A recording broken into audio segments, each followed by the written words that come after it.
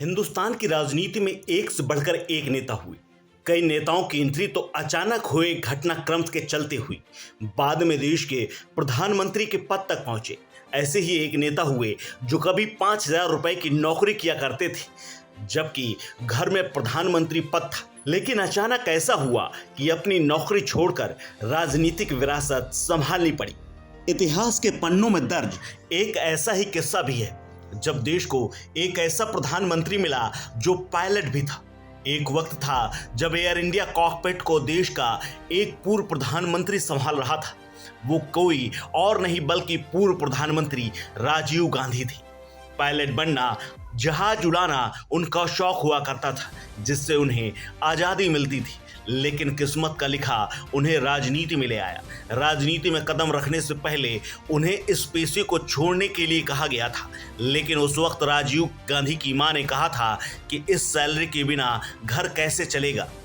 Air India में बदलाव के बहुत दौर देखे हैं, इतिहास में इसे कई बार बदला गया है। पूर्व प्रधानमंत्री जवाहरलाल नेहरू ने इसे एक सरकारी कंपनी बनाया तो प्रधानमंत्री मोदी ने एक बार फिर इसे टाटा समूह को सौंप दिया। इंदिरा गांधी, मोरारजी देसाई और मनमोहन सिंह ने भी इसके इतिहास के कई पन्ने जोड़े। लेकिन देश का एक प्रधानमंत्री ऐसा भी था जिन्होंने बाकायदा इस एयर इंडिया में नौकरी भी की थी।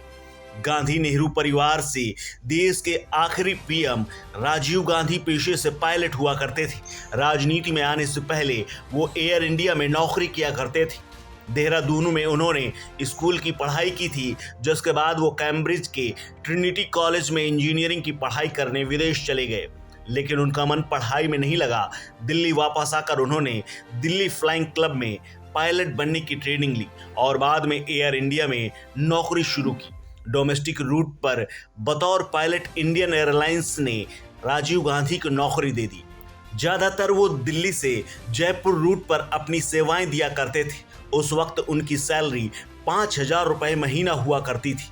उनकी मां इंदिरा गांधी उस वक्त देश की प्रधानमंत्री थी।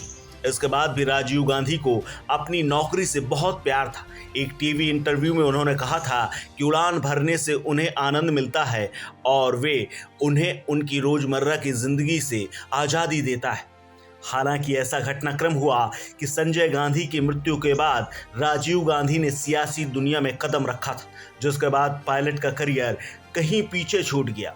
उनके निधन से पहले मद्रास जाने पर पसोपेश में थे राजीव गांधी और उन्हें विशाखापट्टनम में भूख लगी थी। कांग्रेस उम्मीदवार उनके लिए इडली वड़ा लेकर आई थी, लेकिन विमान पकड़ने की हड़बड़ी में वो नाश्ता कार में ही छूट गया। राजीव बहुत थक चुके थे, भूख से वो परेशान थे। वो चेन्नई नहीं जाना चाह रहे थे, लेकिन उनकी पार्टी उम्मीदवार का अनुरोध ठुकरा नहीं पाए और इसी जद्दोजहद में राजीव गांधी ने चेन्नई के लिए उड़ान भर ली।